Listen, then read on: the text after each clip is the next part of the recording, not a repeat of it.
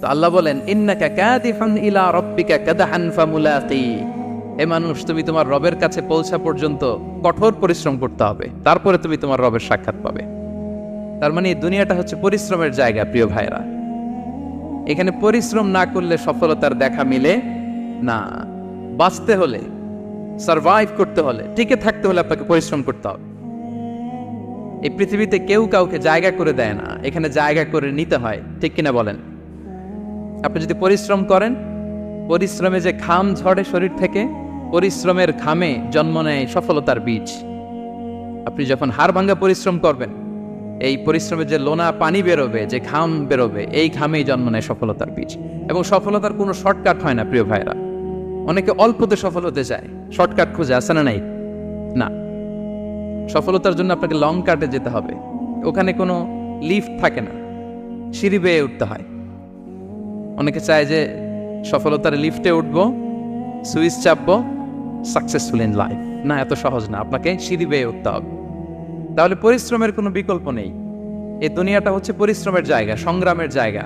আপনি সফল হতে হলে আপনাকে পরিশ্রম করতে হবে, করতেই হবে। আর পরিশ্রমে কোনো লজ্জা নেই। আমি বিভিন্ন আমার আলোচনায় বলি, কাজে লজ্জা নেই। কিসে লজ্জা নেই? আওয়াজ করে বলুন সবাই। কাজে লজ্জা নেই। লজ্জা হচ্ছে অলসতায়, লজ্জা হচ্ছে হাত পাতায়, লজ্জা হচ্ছে অকর্মণ্যতায়। কাজে লজ্জা আছে? লজ্জা কিসে বলেন সবাই? লজ্জা হচ্ছে অলসতায়, অকর্মণ্যতায়। যারা কাজ না করে ফুটানি মারে, ওইটাতে লজ্জা। অনেকে আছে ফুটানি মারে, আছে না নাই? কাজ করে না, সব ফুটানি, এই ফুটানিতে লজ্জা।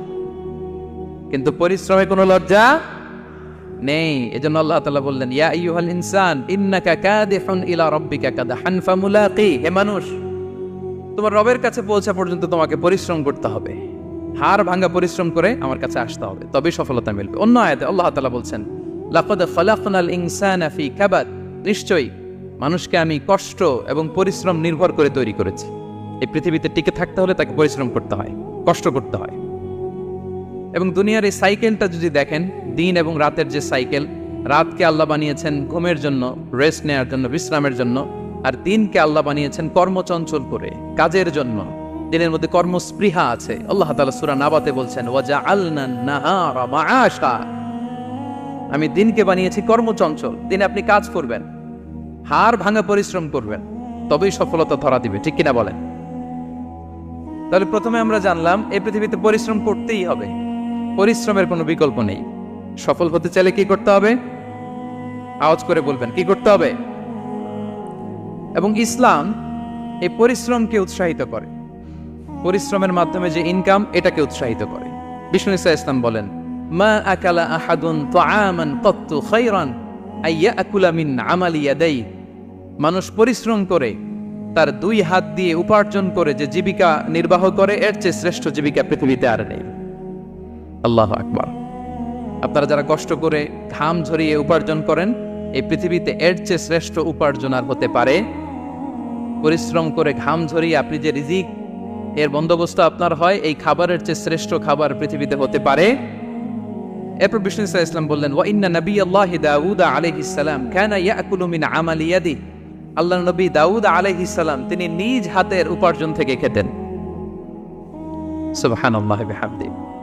তিনি আর্মার বানাতেন, যুদ্ধাস্ত্র, তিনি বর্ম বানাতেন, নিজ হাতে বর্ম বানিয়ে, যুদ্ধাস্ত্র বানিয়ে বিক্রি করে সেটা দিয়ে জীবিকা নির্বাহ করতেন। আল্লাহু আকবার। তাহলে পরিশ্রমের কোনো বিকল্প নেই। শ্রমের মাধ্যমে যে উপার্জন, এটা শ্রেষ্ঠ উপার্জন। তাই শ্রমজীবী যারা আছেন, মনক্ষুণ্ণ হবেন না, মন ছোট করবেন না। You are the super hero, you are the super hero, you are the remittance fighter of our country. এজন্য রাস্তা দিয়ে যখন হাঁটবেন, বুক ফুলিয়ে হাঁটবেন, আর বস্তা ভরে টাকা নিয়ে দেশে ফিরবেন, ঠিক কিনা বলেন? বুক ফুলিয়ে হাঁটতে হবে। এজন্য আমি আমার প্রিয় মাতৃভূমি বাংলাদেশের গভর্নমেন্টকে অনুরোধ করবো, আমাদের শ্রমজীবী ভাইদের যাতে সুবিধা হয়, এই ব্যবস্থা আপনাদের করতে হবে। বিনীত অনুরোধ রাখবো। শ্রম মন্ত্রণালয়ে যারা দায়িত্বে আছেন, স্পেশালি তাদেরকে রিকোয়েস্ট করবো, আমাদের শ্রমজীবী ভাইদের যেন কোনো কষ্ট না হয়, কারণ তাদের পাঠানো রেমিটেন্সে সচল থাকে আমার দেশের অর্থনীতির চাকা। তারা ভালো থাকলে ভালো থাকবে বাংলাদেশ। ভেরি সিম্পল, ঠিক কিনা বলেন?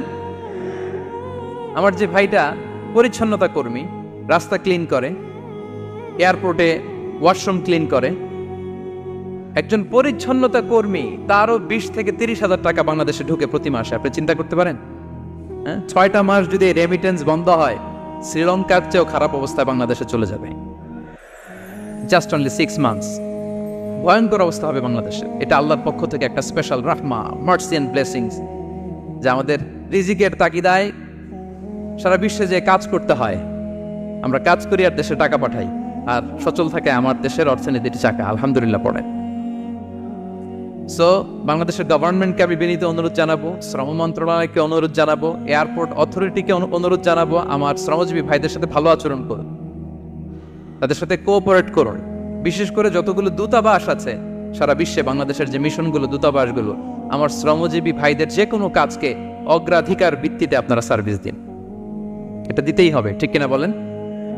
তারা ভালো থাকলে ভালো থাকবে বাংলাদেশ। তো এই জন্য শ্রমের কোনো বিকল্প নাই। নিজ হাতে উপার্জিত অর্থ, নিজ হাতে উপার্জিত কামাই, এটা শ্রেষ্ঠ কামাই। তো আলহামদুলিল্লাহ আজকের অডিয়েন্সের মধ্যে শ্রমজীবী ভাইয়েরা বেশি, আলহামদুলিল্লাহ পড়েন। এটা আমাদের সৌভাগ্য। এই যে বাংলাদেশে এখন চাকরি নাই, চাকরির বাজার মন্দা, মাস্টার্স পাস করে বেকার টোটো কোম্পানির ম্যানেজার, এরকম আছে না নাই? তার বিপরীতে আল্লাহ তাআলা আপনাদেরকে মালয়েশিয়া নিয়ে আসছে, প্রতি মাসে আপনি টাকা পাঠান, আলহামদুলিল্লাহ। আপনি বাংলাদেশের যে উন্নয়ন, বাংলাদেশের যে ডেভেলপমেন্ট, এই যে স্মার্ট বাংলাদেশ বলে বলে মন্ত্রীরা মুখে ফেনা তুলে ফেলে, এটার গর্বিত অংশীদার আপনি, ঠিক কিনা বলেন? আপনি গর্বিত অংশীদার। You are the contributor, you are the real contributor. আপনার অবদানে বাংলাদেশ আজকে সচল, আলহামদুলিল্লাহ। সো মন ছোট করার কোনো সুযোগ নেই। নিজ হাতে উপার্জিত কামাই, এটা পৃথিবীর শ্রেষ্ঠ কামাই, আলহামদুলিল্লাহ। পরিশ্রমের মাধ্যমে যে উপার্জন, এটাকে ইসলাম আমাদেরকে উৎসাহিত করে। শুধু নামাজ, রোজা, জিকির এগুলো নিয়ে ইসলাম আমাদেরকে পড়ে থাকতে বলেনি। কোরআনিক অর্ডার হচ্ছে আপনার নামাজ শেষ, আপনি বেরিয়ে পড়বেন, কাজে বেরিয়ে যাবেন। ফাইদা কুদিয়াতিস সালাতু ফান্তাশিরু ফিল আরদি ওয়াবতাগু মিন ফাদলিল্লাহ। বিধানটা কার বলুন? আওয়াজ করে বলুন, বিধানটা কার? এটা কোরআনিক ভার্ডিক্ট, কোরআনের বিধান। নামাজ শেষ, গোল হয়ে বসে জিকির করতে বলা নাই আল্লাহ। আল্লাহ বলেছে ফান্তাশিরু ফিল আরদ ওয়াবতাগু মিন ফাদলিল্লাহ, জমিনে ছড়িয়ে পড়ো, আল্লাহর রিজিক তালাশ করো। নামাজ শেষ, বেরিয়ে যাবে। কৃষক চলে যাবে মাঠে,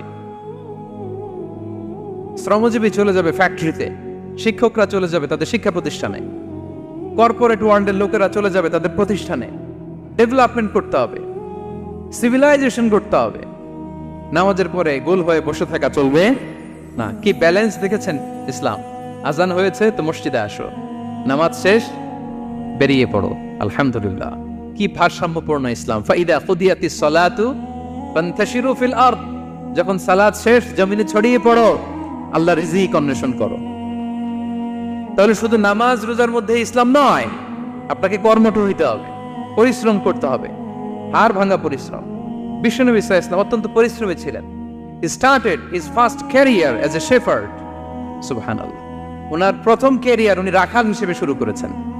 রাখালরা যে কাজ করে, অর্থাৎ মরুভূমিতে ভেড়া, মহিষ, ভেড়া, ছাগল, তারপর বকরি, দুম্বা, এই চরানোর কাজগুলো দিয়ে বিষ্ণু সাল্লাল্লাহু আলাইহি ওয়াসাল্লাম তার ক্যারিয়ার শুরু করেছেন এজ এ শেফার্ড। বিষ্ণু সাল্লাল্লাহু আলাইহি ওয়াসাল্লাম বলেন, সহিহ বুখারীর বর্ণনা, মা বাআসাল্লাহু নাবিয়্যান ইল্লা রাআল গানাম। আল্লাহ তাআলা এই পৃথিবীতে এমন কোন নবী পাঠায় নাই যে নবীরা ছাগল চড়ায় নাই। সুবহানাল্লাহ পড়বেন না? সাহাবারা বললেন, ওয়া আনতা ইয়া রাসূলুল্লাহ, হে আল্লাহর নবী আপনিও ছাগল চড়িয়েছেন? বিষ্ণু সাল্লাল্লাহু আলাইহি ওয়াসাল্লাম বললেন, নাআম, আমিও ছাগল চড়িয়েছি। ওয়া কুনতু আরআহা আলা কারারিত লি আহলি মক্কা, আমি অল্প কিছু মজুরির বিনিময়ে, অল্প কিছু টাকার বিনিময়ে, সামান্য কিছু পারিশ্রমিকের বিনিময়ে মক্কার লোকদের ছাগল চড়িয়ে দিতাম। সুবহানাল্লাহ পড়েন। ছাগল হচ্ছে খুব টেরা প্রাণী, ডানে টানলে বায়ে যায়, বায়ে টানলে ডানে যায়। তাদেরকে একসাথে করা এজ এ শেফার্ড, এটা মরুভূমিতে খুব কষ্টের কাজ। আল্লাহ তাআলা প্রত্যেক নবীকে দিয়ে ছাগল চড়িয়েছেন, যাতে করে কিছুদিন পরে নবীরা মানুষ চড়াতে পারে। সুবহানাল্লাহ। আল্লাহ বুঝাতে চাইলেন, এখন ছাগল চড়াও, এদের উপর যদি কন্ট্রোল নিতে পারো তাহলে মানব জাতির উপর কন্ট্রোল নিতে পারবো। আল্লাহু আকবার। এজন্য প্রত্যেকটা নবীকে দিয়ে, সহিহ বুখারীর বর্ণনা, মা বাআসাল্লাহু নাবিয়্যান ইল্লা রাআল গানাম, আল্লাহ পৃথিবীতে এমন কোন নবী পাঠায় নাই যেই নবীকে দিয়ে আল্লাহ ছাগল চড়ায় নাই। তো বিষ্ণু ইসলাম ছাগল চড়িয়েছেন, অত্যন্ত সুঠাম দেহে ছিলেন, কর্মঠ ছিলেন।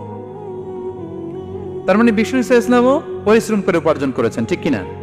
ছাগল চড়াতেন, তার বিনিময়ে সামান্য কিছু পারিশ্রমিক নিতেন, মজুরি নিতেন, এতে লজ্জা নাই। এজন্য এই কথা দিয়ে শুরু করেছে যে কাজে লজ্জা নেই।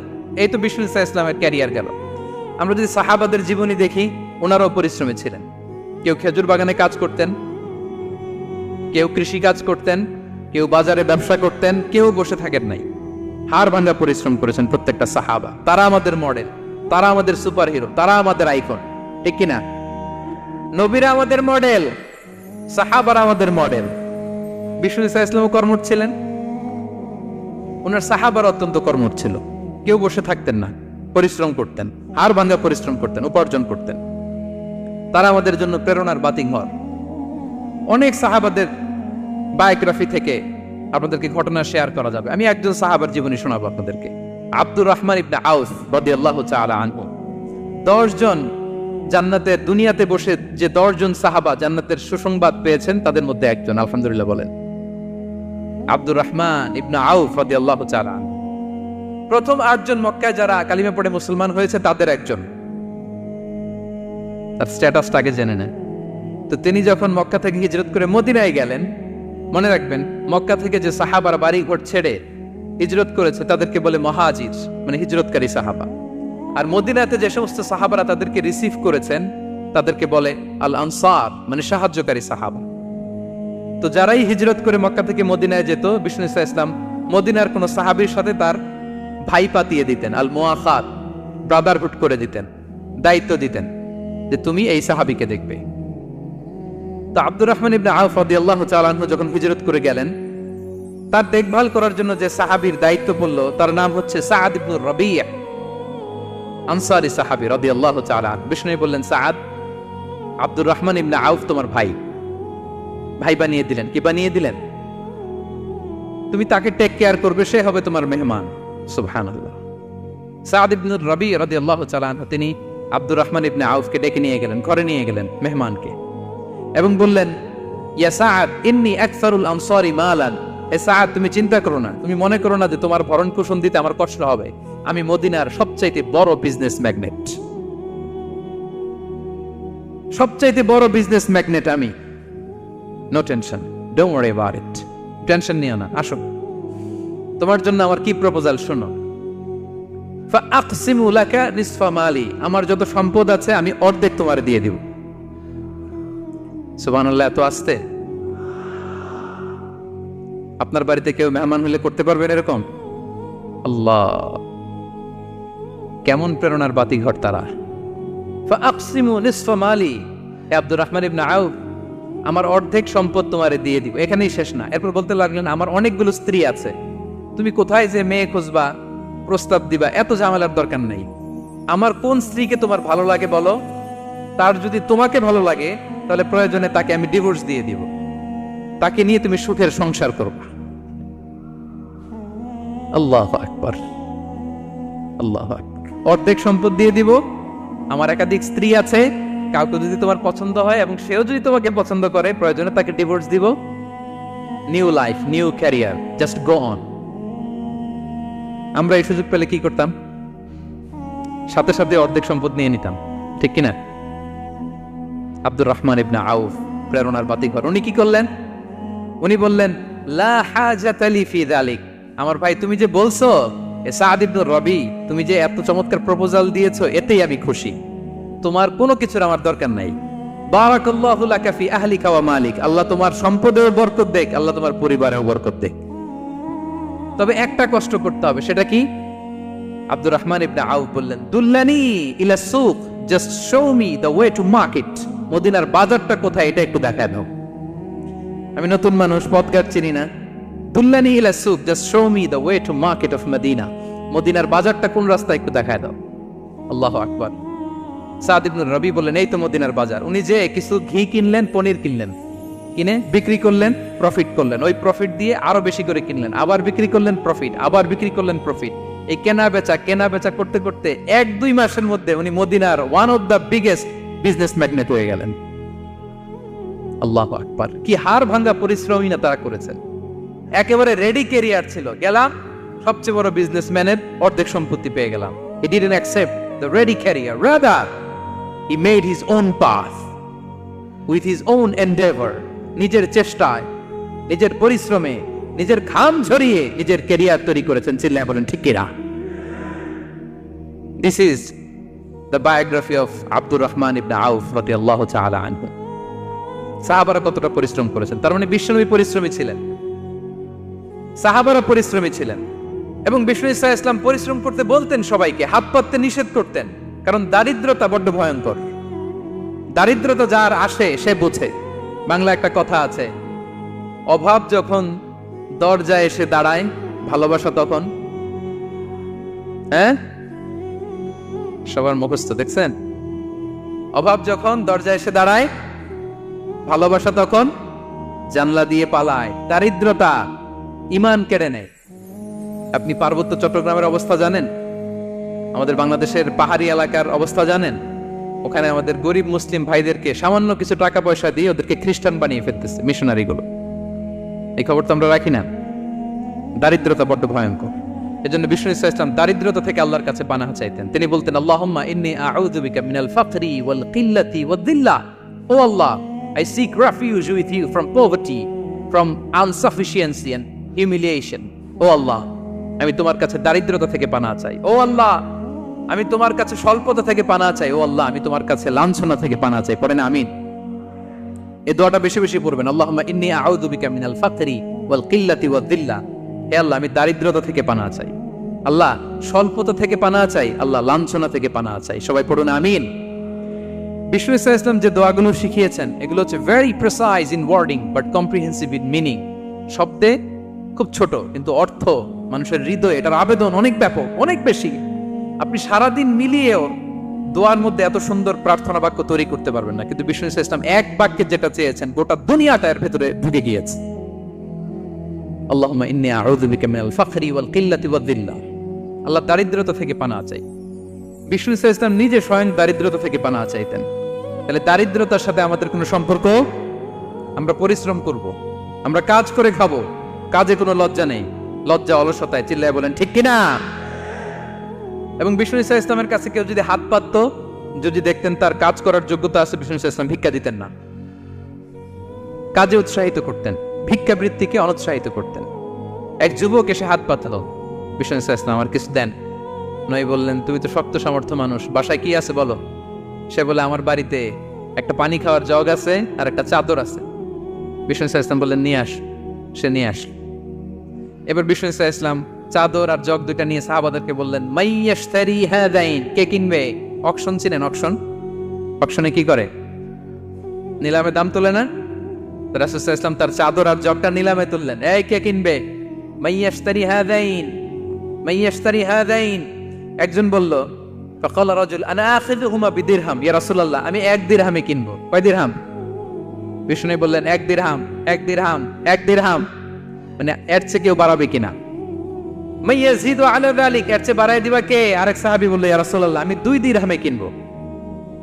2 দিরহাম, 2 দিরহাম, 2 দিরহাম, আর বাড়ে না। বিষ্ণু ইসলাম তার কাছে 2 দিরহাম দিয়ে বিক্রি করে দিলেন।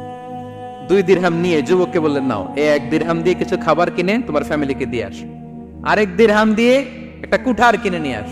তো যুবক কুঠার কিনে আনলো। ফাওয়াদা লাহু আর-রাসূল সাল্লাল্লাহু আলাইহি ওয়াসাল্লাম ইয়াদান, রাসূল সাল্লাল্লাহু আলাইহি ওয়াসাল্লাম নিজ হাতে ওই কুঠারের একটা হাতল লাগাই দিলেন কাঠের। শুধু কুঠার দিয়ে তো হবে না, একটা হাতল থাকতে হবে না? বিষ্ণু সাল্লাল্লাহু আলাইহি ওয়াসাল্লাম ওনার মোবারক হাতে, বরকতময় হাতে ওই কুঠারে একটা হাতল লাগাই দিলেন। এবার বললেন, যাও, 1 দিরহাম দিয়ে কুঠার, আরেক দিরহাম দিয়ে খাবার কিনে আনো।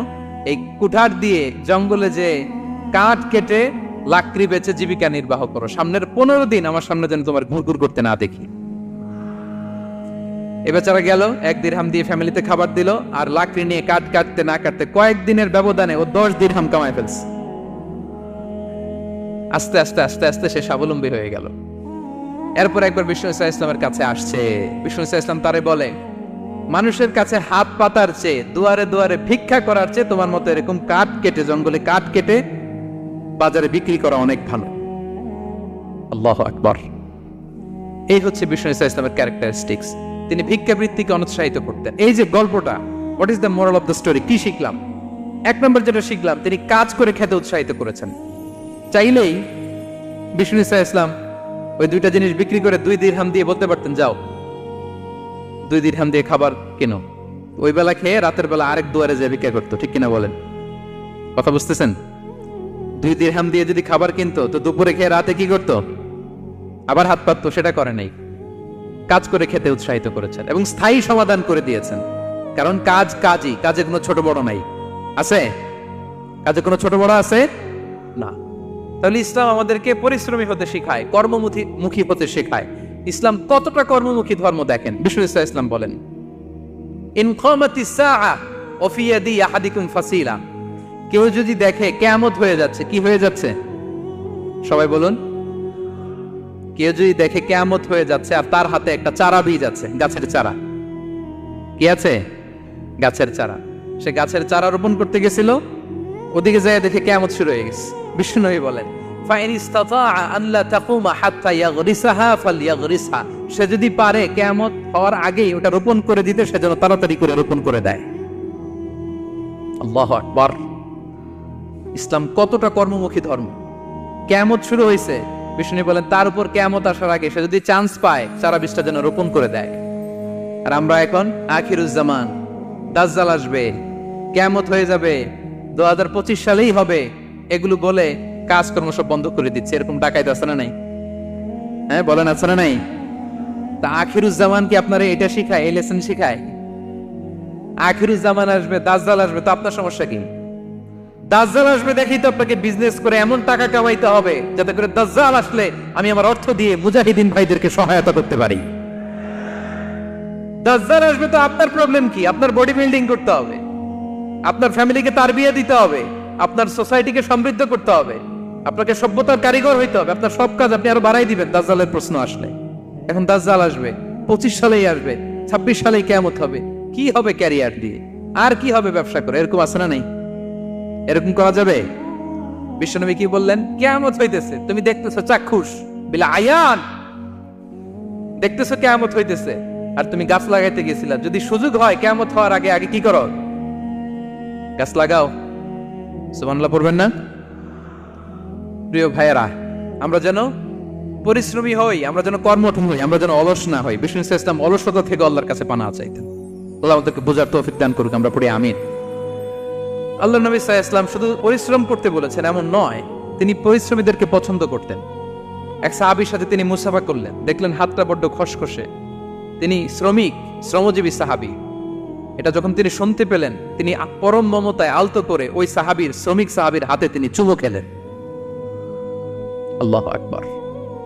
এবং ওনার আন্ডারে যারা কাজ করত তাদের সাথে বিষ্ণু ইসলামের যে আচরণ, ওনার যে শ্রমিক, ওনার যে খাদেম, তাদের সাথে বিষ্ণু ইসলামের যে ডিলিং শুনলে আপনি অবাক হয়ে যাবেন। আপনি কারো ব্যাপারে যদি রিয়েল ইনফরমেশন চান, আপনি কয়েকটা জায়গায় নক করতে হবে। 1 নাম্বার, ধরেন যে একজন বড় সাহেব, তার আসল তথ্য যদি চান তার বউকে জিজ্ঞেস করেন। কারে জিজ্ঞেস করবেন? ওয়াইফকে জিজ্ঞেস করবেন, স্ত্রীকে, আসল তথ্য পাবেন। 2 নাম্বার, তার বাড়ির দারোয়ানকে জিজ্ঞেস করবেন। কাকে? 3 নাম্বার, তার ঘরের কাজের বুয়া, সব জানে উনি, ওই কাজের বুয়া থেকে রিপোর্ট নেবেন, ঘরে যে কাজ করে। 4 নাম্বার, তার ড্রাইভার, দারোয়ান, কাজের বুয়া, ওয়াইফ, এদের কাছ থেকে যদি আপনি জিজ্ঞেস করেন, ফলের বিড়াল বেরিয়ে আসবে। ঠিক কিনা বলেন? তা আসেন বিষ্ণু ইসলামের যে খাদেম, কর্মচারী, তারা একটু জিজ্ঞেস করি বিষ্ণু ইসলামের আচরণ কেমন ছিল।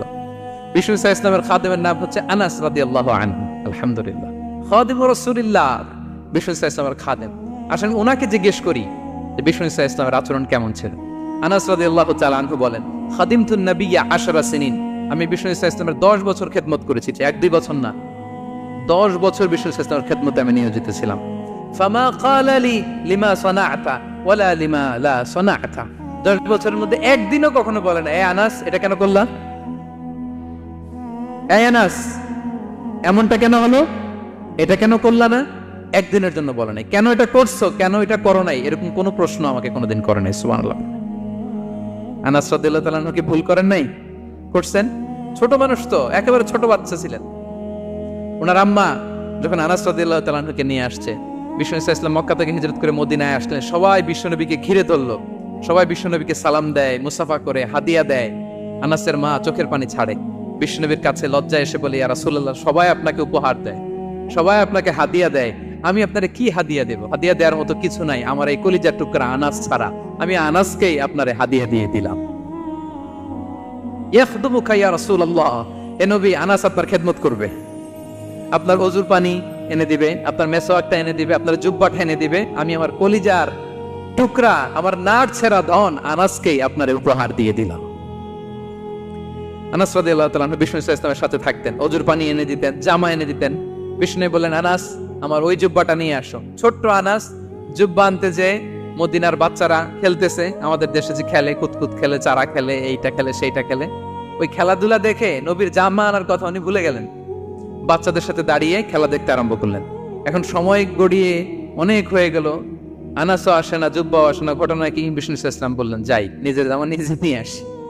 তো বের হলেন, যে দেখে সর্বনাশ, আনাসকে পাঠাইছি জুব্বা আনতে, আনাস দেখি এদিকে খেলার মধ্যে মগ্ন হয়ে আছে। বিষ্ণু সাল্লাল্লাহু আলাইহি ওয়াসাল্লাম কিছুই বললেন না, চুপ করে যে উনিও আনাসের পিছনে এভাবে দাঁড়িয়ে রইলেন, কিছুই বলে না। তো আনাস খেলা একবার এদিকে দেখে, একবার ওদিকে দেখে, একবার এদিকে ঘুরতে ঘুরতে হঠাৎ দেখে পিছনে কে? স্বয়ং বিশ্বনবী। আল্লাহ, বিশ্বনবীর দেখে তো আনাস রাদিয়াল্লাহু তাআলার কলিজাটা এখানে চলে আসছে ভয়। হায় হায়, আজকে খবর আছে। হায় হায়, আমার না জুব্বা আনতে বলছিল, আমি কি কাজ করলাম? ভয়ে আটকে উঠছে। বিষ্ণু ইসলাম ধমক দেয় নাই, পেট্টি দেয় নাই, কিছু করে নাই, শুধু একটা মুচকি হাসি দিয়েছে। আনাস রাদিয়াল্লাহু তাআলা আনহু বলে, বিশ্বনবীর সেই দিনের মুচকি হাসির শাসন মৃত্যুর আগ পর্যন্ত আমাকে সোজা রাস্তায় রেখেছে, আর ডানে বায়ে করি নাই কোনোদিন। তার মানে শাসন করতে জানলে বেত মারা লাগে না, শাসন করতে জানলে গায়ে হাত তোলা লাগে না, শাসন করতে জানলে মুচকি হাসি দিয়েও শাসন করা যায়, ঠিক কিনা বলেন? বিশ্বনবীর মুচকি হাসির শাসন আনাস রাদিয়াল্লাহু তাআলা আনহুকে আজীবন সোজা রাস্তা রেখেছে। তাহলে শ্রমজীবীদেরকে বিষ্ণু সাল্লাল্লাহু আলাইহি ওয়াসাল্লাম কতটা সম্মান করতেন, শ্রদ্ধা করতেন, ভালোবাসতেন, বুঝতে পারছেন সবাই? প্রিয় ভাইয়েরা, লেবার রাইটস ইন ইসলাম, ইসলামের শ্রমিকের অধিকার। শ্রমিকদেরকে ইসলাম কমপক্ষে 7টা অধিকার দিয়েছে। কয়টা? 1 নাম্বার, ইসলাম একজন শ্রমিককে প্রথম যে অধিকারটা দিয়েছে সেটা হচ্ছে কাজ শেষে, শ্রম শেষে তার পারিশ্রমিকের অধিকার, মজুরি পাওয়ার অধিকার, কাজ শেষে বেতন পাওয়ার অধিকার। কাজ করেছেন তো আপনি বেতন পাবেন, এটা আপনার অধিকার। বেতন বা পারিশ্রমিক এটা একটা কর্মজীবীর অধিকার। আপনার কোম্পানির মালিক যে আপনার বেতন দেয়, এটা কি দয়া করে? করুণা। তো এটা যদি করুণা হয়, সে যে আপনার কাজ করে দেয়, এটাও তো করুণা, এটা তো আর বড় করুণা, কি বলেন? আপনি যে স্যালারি পে করেন, এটা যদি করুণা হয়, সে যে পরিশ্রম করে, সে তো আর বড় করুণা করে আপনারে, তার কারণে তো আপনার কোম্পানি টিকে আছে, ঠিক কিনা বলেন? তাহলে এটা করুণা নয়, এটা শ্রমিকের অধিকার। এবং বিশ্বনবী সাল্লাল্লাহু আলাইহি ওয়াসাল্লামের সেই ঐতিহাসিক বাণী, তিনি বলেছেন, আতুল আজীরা আজরাহু ক্বাবলা আন ইয়াজিফা আরাহু, ঘাম শুকিয়ে যাওয়ার আগে শ্রমিককে তার পারিশ্রমিক বুঝিয়ে দাও। সুবহানাল্লাহ, বিশ্বনবীর ঐতিহাসিক বাণী। এখন জাতিসংঘ আমাদেরকে শিখায় যে শ্রমিকের মজুরি দিতে হবে, অন টাইমে দিতে হবে, স্যালারি দিতে হবে, এই করতে হবে, সেই করতে হবে। মানবাধিকারের কর্মীরা আমাদেরকে শিখায়, তারা শিখানোর 1500 বছর আগে বিশ্বনবী সাল্লাল্লাহু আলাইহি ওয়াসাল্লামের ঐতিহাসিক বাণী, তিনি বলেছেন, আতুল আজীরা আজরাহু ক্বাবলা আন ইয়াজিফা আরাহু, শ্রমিকের ঘাম শুকাবার আগে তার মজুরি পেমেন্ট করে দাও। সুবহানাল্লাহ। ঘাম শুকিয়ে যাওয়ার আগে মানে অন টাইম, দ্রুততম সময়ে শ্রমিককে তার মজুরি দিয়ে দাও, তার বেতন দিয়ে দাও। যারা শ্রমিককে তার পারিশ্রমিক অন টাইমে দেয় না, স্যালারি অন টাইমে পে করে না, টালবাহানা করে, গরিমসি করে, তাদের ব্যাপারে বিষ্ণু সাল্লাল্লাহু আলাইহি ওয়াসাল্লাম কি বলেন? বিষ্ণু বলেন, 3 শ্রেণীর ব্যক্তি, সালাসাতুন আনা খাসমুহুম ইয়াউমাল কিয়ামা, 3 শ্রেণীর ব্যক্তির বিরুদ্ধে আমি বিশ্বনবী কিয়ামতের দিন আল্লাহর কাঠগড়ায় মামলা দায়ের করব। আমি বিশ্বনবী 3 শ্রেণীর ব্যক্তির বিরুদ্ধে আমি বিশ্বনবী আল্লাহর সুপ্রিম কোর্টের কাঠগড়ায় মামলা দায়ের করব। এর মধ্যে 1 শ্রেণীর ব্যক্তি হচ্ছে রাজুলুন ইস্তাআজারা আজীরান ফাস্তাওফা মিনহু ওয়া লাম ইউতিহি আজরা, কোন ব্যক্তি যে শ্রমিক নিয়োগ দেওয়ার পরে তার কাছ থেকে কাজ বুঝে নিয়েছে কিন্তু তাকে তার প্রাপ্য বুঝিয়ে দেয়নি। এরকম ডাকাত আমাদের সমাজে আছে না নাই? কাজ ঠিকই বুঝে নিচ্ছে কিন্তু তার প্রাপ্যটা বুঝিয়ে দেয়। বিশ্বনবী বলেন, তার বিরুদ্ধে আমি মামলা দায়ের করব। প্রিয় ভাইরা, বুঝে থাকলে উত্তর দেন। বিশ্বনবী যার বিরুদ্ধে মামলা দায়ের করবে তার জান্নাত তো একেবারে ডাইরেক্ট, তাই না? হ্যাঁ, সুন্দর বলছে একজন, তার কোনো জামিন নাই, ঠিক কিনা বলেন? বিশ্বনবী যার বিরুদ্ধে মামলা দায়ের করেছে তার জান্নাতে যাওয়া তো দূর কি বাত, সে জান্নাতের ঘ্রাণও তার নাকে ঢুকবে না, চিল্লায় বলেন ঠিক কিনা? এজন্য খবরদার, শ্রমিককে তার শ্রম নেয়ার পরে তার পারিশ্রমিক দিয়ে দেন, তার ঘাম শুকিয়ে যাওয়ার আগে, মানে অন টাইম। এটা নিয়ে কোনো টাল বাহানা করা যাবে তাহলে বিশ্বনবী তার বিরুদ্ধে মামলা দায়ের করবে। তার মানে 1 নম্বর অধিকার বুঝে পাইছেন? আপনি যে কাজ করেন, কাজের বিনিময়ে যে পারিশ্রমিক পান, যে স্যালারি পান, এটা আপনার অধিকার। এটা করুণা নয়, এটা অনুকম্প নয়, এটা কোনো দয়া নয়, ইটস ইউর রাইট। এটা আপনার অধিকার। আওয়াজ করে বলুন তো, গলা ফুলিয়ে, এটা আপনার কি? 2 নম্বর, একটা শ্রমিককে ইসলাম যে অধিকার দেয় সেটা হচ্ছে চুক্তি মাফিক সকল সুযোগ সুবিধা প্রাপ্তির অধিকার। অর্থাৎ একজন এমপ্লয়ার যখন তার এমপ্লয়িকে নিয়োগ করে, একটা এমপ্লয়মেন্ট কন্ট্রাক্ট থাকে না? এমপ্লয়মেন্ট কন্ট্রাক্ট বুঝেন তো? একটা চুক্তিপত্র থাকে, এখানে ফিক্স করা থাকে ওয়ার্কিং আওয়ার্স, কয় ঘন্টা আপনি কাজ করবেন, আপনার জব স্পেসিফিকেশন, কি করবেন কি করবেন না, আপনার স্যালারির ব্যাপারে থাকে, কত স্যালারি দিবে, কখন দিবে, আবার আপনি ওভার টাইম করলে এক্সট্রা পে করবে, আপনি রেগুলার কাজ করলে ঘন্টায় per hour 20 ringgit, over time করলে 40 রিঙ্গিট। তারপর আপনি কখন ব্রেক নেবেন, একটা ব্রেক থাকে না যে এই টাইমে একটা ব্রেক দিতে হবে, এগুলো মিউচুয়াল আন্ডারস্ট্যান্ডিং এ এমপ্লয়মেন্ট কন্ট্রাক্টে থাকে। আপনি হলিডে কখন করবেন, ছুটি থাকতে হবে। টানা 7 দিন কাজ করানো যাবে বলেন? না, আন্তর্জাতিকভাবে এটা নিষিদ্ধ। টানা 7 দিন কোনো কাজ নাই, 1 দিন তার হলিডে থাকতে হবে, তার অ্যানুয়াল লিভ থাকতে হবে। Right to rest and leisure, বিশ্রামের একটা সময় লাগবে। এই যে 1 মে আন্তর্জাতিক শ্রমিক দিবস, এটা শুরু হয়েছে কিভাবে? ইউনাইটেড স্টেটস অফ আমেরিকার শিকাগোতে 1986 সালে এই কাজের বিরুদ্ধেই তারা আন্দোলন করেছিল। টানা 7 দিন তাদেরকে দিয়ে গাদার মতো খাটানি খাটাতো, দাসের মতো তাদের সাথে আচরণ করা হতো। তারা আন্দোলন শুরু করেছিল, 8 জনকে গুলি করে নিহত করা হয়েছিল। সেখান থেকে এই মে দিবস। কিন্তু বিশ্ব ইসলাম 1500 বছর আগে এই শ্রমিকদের অধিকারের ব্যাপারে সোচ্চার ছিলেন, আলহামদুলিল্লাহ বলেন। তাহলে right to rest and leisure, UDHR, universal declaration for human rights, এগুলো সব নির্ধারিত আছে। তার মানে একজন শ্রমিকের 2 নম্বর অধিকার হচ্ছে চুক্তি অনুযায়ী সকল সুযোগ সুবিধা প্রাপ্তির অধিকার। আপনার চুক্তি করছেন, আপনি এটা এটা দিবেন, কিন্তু কাজের পরে আপনি ফ্যাসিলিটি দিচ্ছেন না, এটা করা যাবে বলেন? করা যাবে? আল্লাহর কোরআন কি বলছে শুনুন। আল্লাহর কোরআন বলে, ইয়া আইয়ুহাল্লাযীনা আমানু আউফু বিল উকুদ, O you who believe fulfil your contract, ও বিশ্বাসীরা তোমরা তোমাদের চুক্তি পূর্ণ করো।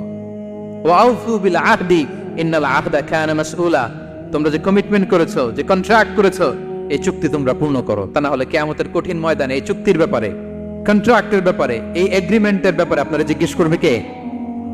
তাহলে যা চুক্তি করেছেন সুযোগ সুবিধা, তাই আপনাকে দিতে হবে। মালিক ভাইয়েরা মনে থাকবে তো নাকি? এগ্রিমেন্টে যা যা বলেছেন, যা যা লিখে সিগনেচার করেছেন, তাই আপনাকে দিতে হবে। আদেশটা কার? সবাই বলুন। আপনি মন চাইলে হায়ার করবেন, আর পরের দিন ফায়ার করবেন, এরকম করা যাবে? হ্যাঁ, চাইলে হায়ার ফায়ার, মন যা চায় তা করবেন, এটা করা চলবে না। তাহলে 2টা অধিকার পেলেন। 3 নম্বর, একজন শ্রমিককে ইসলাম যে অধিকার দিয়েছে সেটা হচ্ছে সুন্দর আচরণ পাবার অধিকার। তিনি আপনার ফ্যাক্টরির ওয়ার্কার, আপনার স্টাফ, এজন্য যা মনে চায় তা আচরণ করবেন, দাসের মতো আচরণ করবেন। এটা করা যাবে? আওয়াজ করে বলেন, করা যাবে? বিশ্ব ইসলাম ইন্তেকালের আগে পুরা উম্মাকে 2টা বিষয় ওসিয়ত করেছেন। আওয়াজ করে বলুন তো কয়টা? 1 নম্বর হচ্ছে নামাজ। 1 নম্বর কি? আসসালাত। আসসালাত, রূহ বের হওয়ার আগে, ইন্তেকালের আগে বিষ্ণু বলেন আসসালাত, আসসালাত, নামাজ, নামাজ। উম্মতেরা নামাজের ব্যাপারে সতর্ক হও। 2 নম্বর তিনি বলেছেন ওমা মালাকাত আইমানুকুম, তোমাদের অধীনস্থ যারা আছে তাদের ব্যাপারে সচেষ্ট হও, তাদের প্রতি সদয় হও, তাদের সাথে খারাপ আচরণ করে না। এটা কখন বলছেন? জুমার খুতবার সময়, সাহাবীদের সাথে গল্প করার সময়, বিবিদের সাথে আলোচনার সময়। কখন? Just right before his death. এখনই রূহ বেরোবে, ইন্তেকালের আগে তিনি বলেছেন উম্মতেরা আসসালাত, নামাজ, উম্মতেরা ওমা মালাকাত আইমানুকুম, তোমাদের কর্মচারীদের সাথে খারাপ আচরণ করো না। তাহলে 3 নম্বর হচ্ছে শ্রমিকদের সুন্দর আচরণ পাবার অধিকার, তাদের সাথে খারাপ আচরণ করা যাবে না। বিশ্ব ইসলাম শ্রমিকদের রাইটস, অধিকারের ব্যাপারে এতটা সোচ্চার ছিলেন, বিদায় হজের মতো, বিদায় হজের যে বাণী, যে ভাষণে, ঐতিহাসিক ভাষণেও বাদ যায়নি শ্রমজীবীদের কথা। সুবহানাল্লাহ পড়েন। বিদায় হজের ভাষণে বিষ্ণু বলেছেন, আরিকাকুম আরিকাকুম আতইমুহুম মিম্মা তাকুলুন ওয়াকসুহুম মিম্মা তালবাসুন, খবরদার ও আমার উম্মতেরা, এই ভাষণের পরে আর বড় কোনো ভাষণ আমার পক্ষ থেকে তোমরা পাবে না। তোমাদের কর্মজীবী, তোমাদের শ্রমিক, তোমাদের ওয়ার্কার, তোমাদের স্টাফদের ব্যাপারে সাবধান থাকো। তোমরা যা খাবে তাদেরও তা খাওয়াবে, তোমরা যা পড়বে তাদেরও তা পড়তে দিবে, তাদের প্রতি তোমরা সদয় হবে। বিদায় হজের বাণী তো বিষ্ণু ইসলাম আপনাদের কথা ভুলে নাই। আলহামদুলিল্লাহ পড়েন। কি রহমতের নবী ছিলেন, কি মায়ার নবী ছিলেন, শ্রমজীবীদের কি বিষ্ণু ইসলাম এতটা ভালোবাসতেন। তাহলে 3 নম্বর যে অধিকার ইসলাম একজন শ্রমিককে দেয় সেটা হচ্ছে সুন্দর আচরণ পাওয়ার অধিকার। দেখবেন যে মালিক বা যে এমপ্লয়ার ভালো আচরণ করে সব শ্রমিককে তাকে ভালোবাসে, তার জন্য দোয়া করে। আপনি মালিক হয়ে অসুস্থ, দেখবেন আপনার ওয়ার্কার গুলো জায়নামাজ বিছিয়ে সেজদায় পড়ে আপনার জন্য কাঁদে। এরকম আছে না নাই? মালিক হলে তো এরকম মালিক হইতে হবে, এমপ্লয়ার হলে তো এরকম হওয়া চাই, ঠিক কিনা বলেন? তাহলে আমরা শ্রমজীবীদের সাথে ভালো আচরণ করব, পারা যাবে তো ইনশাআল্লাহ? ইনশাআল্লাহ। 4 নাম্বার, কর্মক্ষেত্রে নিরাপত্তার অধিকার। শ্রমজীবী ভাইদের যে ওয়ার্ক প্লেস আছে সেখানে তাদের নিরাপত্তা থাকতে হবে, সেফটি মেজারমেন্ট থাকতে হবে। অনেক জায়গায় দেখি আয়রন ফ্যাক্টরিগুলোতে যারা কাজ করে, আল্লাহু আকবার, আপনারা ভিডিও ক্লিপসে দেখবেন যে কি ভয়ঙ্কর সেখানকার অবস্থা। ডিহাইড্রেশন, এক একজন অসুস্থ হয়ে যায়। সেখানে তাদের পর্যাপ্ত পানির ব্যবস্থা নাই, এটা নাই সেটা নাই। এমন এমন ফ্যাক্টরিতে আমাদের অনেক ভাইরা কাজ করে, কেমিক্যাল ফ্যাক্টরি, মাস্কও নাই। এরকম ডাকাইতে আছে না নাই? কেমিক্যাল ফ্যাক্টরিতে যারা কাজ করবে এদেরকে মাস্ক দিতে হবে, এদেরকে হ্যান্ড গ্লাভস দিতে হবে। নির্মাণ শ্রমিক যারা আছে তাদেরকে হেলমেট দিতে হবে।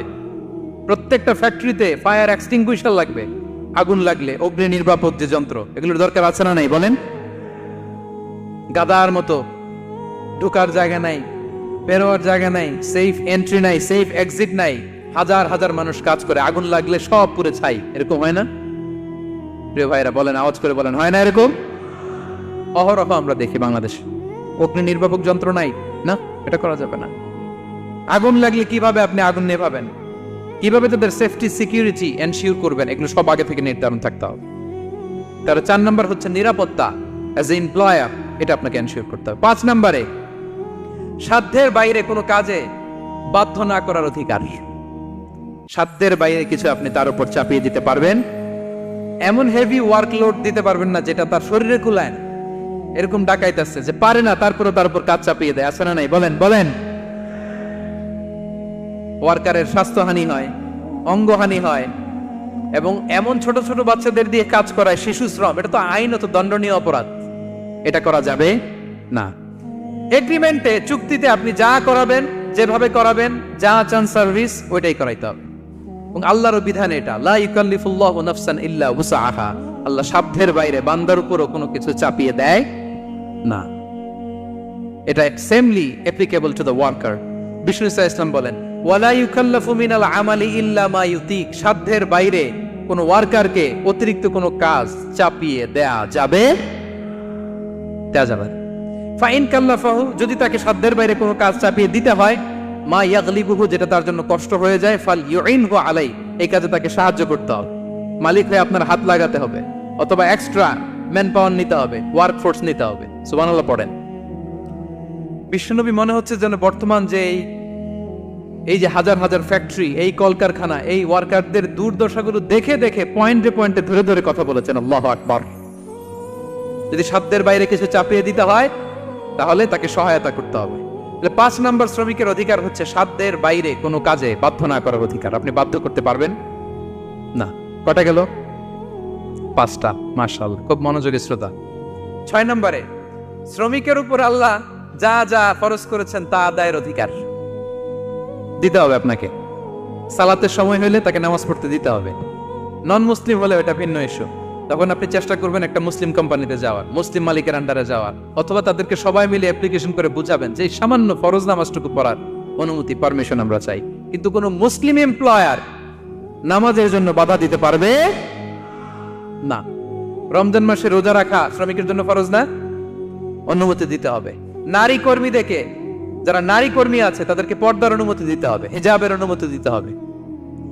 মালিক তো দূরের কথা, আমাদের বাংলাদেশে অনেক বিশ্ববিদ্যালয়ের শিক্ষকরাই অনুমতি দেয় না। এরকম ডাকাত শিক্ষক আছে না নাই? এরকম জালেম বাংলাদেশে আছে না নাই? ঢাকা বিশ্ববিদ্যালয় চিন্তা করা যায়, মুসলিমদের টাকা দিয়ে যে বিশ্ববিদ্যালয়, ওখানে আমার বোনেরা পর্দা করে যেতে পারে না, আমার মুসলিম বোনেরা হিজাব পড়তে পারে না, নেকাব পড়তে পারে না। এই অধিকার কি শিক্ষককে দেওয়া হয়েছে? কথা বলেন না, never. You never can do that. একটা রেগুলার ড্রেস কোড থাকবে, এটা সবাই মানবে। এটার উপরে দিয়ে সে চাদর পরবে না ওড়না পরবে না হেজাব পরবে না ব্লেজার পরবে, এটা নিয়ে নাক গলানোর ক্ষমতা কোনো শিক্ষকের নাই। চিল্লায় বলেন ঠিক কিনা? তাহলে আপনার কর্মস্থলে মুসলিম নারীরা যদি কাজ করে, নারী কর্মীদের জন্য পর্দার ব্যবস্থা করতে হবে, ঠিক কিনা বলেন? হালাল ফুড খাওয়ার ব্যবস্থা থাকতে হবে। ওয়াইন খাওয়ানো যাবে না, ড্রিঙ্কস করানো যাবে না, পর খাওয়ানো যাবে না, ঠিক কিনা বলেন? আপনার কোম্পানিতে আপনার শ্রমিককে দাড়ি রাখতে চাইলে দাড়ি রাখার অনুমতি দিতে হবে, ঠিক কিনা বলেন? দাড়ি রাখা ওয়াজিব। দাড়ি রাখা কি? কোন কোন মতে সুন্নাতে মুআক্কাদা, যেটাই আমরা বলি একজন মুসলিমের জন্য এটা আবশ্যক। দাড়ি রাখতে বাধা দেয়া যাবে? আমাদের বাংলাদেশে দেয়? হ্যাঁ, কোন কোন কোম্পানি দেয়। কোন কোম্পানি দেয় বলেন? হ্যাঁ, আরং। এই পাওয়া গেছে আরং। কিছুদিন আগে দাড়ি রাখবে বলে এক ছেলেকে কর্মচ্যুত করেছে, এরকম আছে না নাই? করা যাবে? করা যাবে বলেন? না, দাড়ি রাখার অনুমতি দিতে হবে, নারীদেরকে হেজাব করার অনুমতি দিতে হবে। এটা অধিকার, এটা অধিকার। শ্রমিকের উপর আল্লাহ তাআলা যা যা ফরজ করেছে এটা আদায়ের অধিকার তাকে দিতে হবে। আলহামদুলিল্লাহ বলেন। 7 নাম্বার, সর্বশেষ, সামাজিক নিরাপত্তা লাভের অধিকার, সোশ্যাল সিকিউরিটি। শ্রমিকের পুঁজি হচ্ছে তার শ্রম। তার জীবন যৌবন সব দিয়ে আপনার ফ্যাক্টরিরে একেবারে শীর্ষে নিয়ে গেল, শেষ জীবনে আপনি মালিক তারে ভুলে গেলেন, এরকম আছে না নাই? নো, তার জন্য সোশ্যাল সিকিউরিটির ব্যবস্থা করতে হবে। অনেক শ্রমিক ভাইরা আছে সারা জীবন ফ্যাক্টরির জন্য কাজ করে শেষ বয়সে দুরারোগ্য ব্যাধিতে আক্রান্ত, তাদের খোঁজ খবর কেউ নেয় না। এটা গভর্নমেন্টের দায়িত্ব। গভর্নমেন্ট ফান্ড থেকে, কোম্পানির ফান্ড থেকে, অথবা কোনো যাকাত ফান্ড থেকে, অথবা কোনো এন্ডাওমেন্ট ফান্ড থেকে, অর্থাৎ ওয়াকাফের ফান্ড থেকে তাদের সোশ্যাল সিকিউরিটির ব্যবস্থা করতে হবে। সামাজিক নিরাপত্তা দরকার আছে না নাই বলেন? এটা আপনাদের অধিকার। এই 7টা অধিকার ইসলাম একজন শ্রমিককে দিয়েছে। তো শ্রমিককে ইসলাম শুধু অধিকারই দিয়েছে, মালিকের কোনো অধিকার নাই নাকি? এবার মালিকরা খেপে উঠছে। এতক্ষণ মালিকরা চুপচাপ, আমি দেখতেছি তো, এতক্ষণ যা যা বলতেছি মালিকরা চুপচাপ শুনতেছে। যখনই বলছি মালিকের অধিকার আছে না নাই, মালিকরা কে আছে? হ্যাঁ, ইসলাম চেক এন্ড ব্যালেন্স করেছে। ইসলাম হচ্ছে ভেরি ব্যালেন্সড রিলিজিয়ান, ভারসাম্যপূর্ণ একটা জীবন ব্যবস্থা। শ্রমিকেরও দায়িত্ব আছে। শ্রমিকেরও কি প্রিয় ভাইয়েরা দায়িত্ব আছে। বিষ্ণু ইসলাম বলেন, সালাসাতুন লাহুম আজরান। 3 শ্রেণীর ব্যক্তি আছে যাদেরকে আল্লাহ যে কোনো কাজ করলে ডাবল রিওয়ার্ড দিবে, ডাবল। আপনি নামাজ পড়লে যাওয়া সওয়াব, এক করলে দ্বিগুণ সওয়াব। এর মধ্যে এক শ্রেণীর হচ্ছে ওয়াল আবদুল মামলুক ইদা আদ্দা হাক্কাল্লাহ ওয়া হাক্কা মাওয়ালিহ। ওই দাস যে তার আল্লাহর ইবাদত করে, আল্লাহর হক পালন করে আর তার মনিবের হক পালন করে। এখানে দাস বলতে শুধু আগের সময়ের দাসই নয়, বর্তমান সময়ের যারা কর্মজীবী তারাও। কোন কর্মজীবী সে যদি আল্লাহর বিধান, আল্লাহর হক আদায় করে, পাশাপাশি যার আন্ডারে সে কাজ করে তার হক আদায় করে, বিষ্ণু ইসলাম বলেন সব কাজে তার প্রতিদান হবে ডবল ডবল। পড়েন আল্লাহু আকবার। তাহলে শ্রমিকের দায়িত্ব হচ্ছে কোম্পানিকে যে সার্ভিস তার দেওয়া এটা পূর্ণাঙ্গ রূপে দিতে হবে। এটা হচ্ছে শ্রমিকের দায়িত্ব। 1 নম্বরের দায়িত্ব হচ্ছে লয়ালটি, আমানতদারিতা। 1 নম্বর দায়িত্ব কি? আপনি বেতন নেন আপনার বসের কাছ থেকে, কোম্পানির কাছ থেকে, কিন্তু সার্ভিস দেন আরেক কোম্পানির, হবে? বলেন, যার নুন খাই তার গুণ গাইতে হবে। আপনি যেই কোম্পানি থেকে স্যালারি নেন, সার্ভিস আপনার তাকে দিতে হবে। লয়ালটি থাকতে হবে, বিশ্বস্ততা, এটা জরুরি, এটা থাকতে হবে। আপনার মালিক আপনার কাছ থেকে এই লয়ালটি প্রাপ্ত, সেজন্য আপনার উপর আস্থা রাখে, আপনার বস যেন আপনার উপর আস্থা রাখতে পারে, এইটা মালিকের অধিকার। কথা কি বুঝেন? হ্যাঁ, এবার শ্রমজীবী ভাইরা একটু ঠান্ডা হয়ে গেছে, দেখছেন চেক এন্ড ব্যালেন্স। কথা বলেন ঠিক কিনা? আপনার মালিক আপনার কাছ থেকে এটা প্রাপ্য, এটা তার অধিকার, বিশ্বস্ততা। ইন্না খায়রা মান ইস্তাজারতাল কবিউল আমিন। যাকে নিয়োগ দেওয়া হবে তার মধ্যে 2টা কোয়ালিটি থাকতে হয়। কয়টা? মুসা আলাইহিস সালাম ফেরাউনের বাবুর্চিকে 1 থাপ্পড় মারলেন রেগে মেগে। উনি থাপ্পড় মারছিলেন আদব শিক্ষা দেওয়ার জন্য, কিন্তু বেচারা সাথে সাথে মরে গেছে। উনি মারছিলেন আদব শিখানোর জন্য, বেচারা যে মরে যাবে মুসা আলাইহিস সালাম জানতেন না। এখন দেখে সর্বনাশ, এটা তো মরে গেছে, অক্কা পাইছে। উনি দিলেন দৌড়। মুসা আলাইহিস সালাম দৌড়াতে দৌড়াতে প্রাণ ভয়ে চলে গেলেন আরেক সীমান্তে, মিশর ছেড়ে আরেক এলাকায়। যে দেখে কিছু লোক ধাক্কাধাক্কি করে তাদের উটগুলোকে পানি খাওয়াচ্ছে। আর দুইটা মেয়ে পাশে চুপ করে বসে আছে। উনি বুঝতে পারলেন মেয়েগুলো এই ইয়াং ছেলেদের সাথে ধাক্কাধাক্কি করে টিকতে পারবে না। উনি এগিয়ে গেলেন, বললেন তোমরা পানি খাওয়াবো ওটদেরকে? হ্যাঁ খাওয়াবো, আসো। উনি ওটগুলো নিয়ে সবাইকে সরিয়ে পানি খাইয়ে দিলেন, মেয়েরা চলে গেল। এবার বাবার কাছে যেয়ে বলল, বাবা এমন এক ছেলের সন্ধান পাইছি, ছেলেটা খুব ভালো, আমাদের চেহারার দিকে তাকায় না, মাটির দিকে তাকিয়ে কথা বলে। আজকে এই লোক না থাকলে আমরা আমাদের ওটগুলোকে পানি খাওয়াতে পারতাম না। আর ভিনদেশি লোক, আমরা চিনিও না। ইন্না খায়রা মান ইস্তাজারতাল কবিয়ুল আমিন। বাবা করেন, আমাদের তো রাখাল লাগবে, আমাদের দেখভাল করার জন্য তো একজন সুপারভাইজার দরকার, এই ছেলেকে আপনি কাজে রেখে দেন। সুবহানাল্লাহ পড়বেন না? বাবা বলল যাও নিয়ে আস। মেয়ে দুজন যে বললো আব্বার কাছে চলেন, আব্বা আপনার কথা বলবে, আপনার সাথে আলাপ করবে। মুসা আলাইহিস সালাম বললেন ঠিক আছে, তোমরা পেছনে পেছনে যাও, আমি তোমাদের আগে আগে যাই, তোমরা আমাকে বলবা যে ডানে না বায়ে না সামনে। সুবহানাল্লাহ পড়বেন না? কি চরিত্র, কি চরিত্র ছিল যাদের, যাতে করে তাদের দিকে তাকানো না লাগে। মুসা আলাইহিস সালামের নজর যেন তাদের দিকে না পড়ে। মুসা আলাইহিস সালাম বললেন আমি আগে যাই, তোমরা পিছন থেকে বলো ডানে না বায়ে, কোন গলি, কোথায় যাব। আল্লাহু আকবার।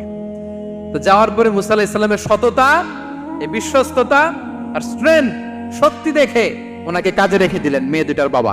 সুবহানাল্লাহ বলেন।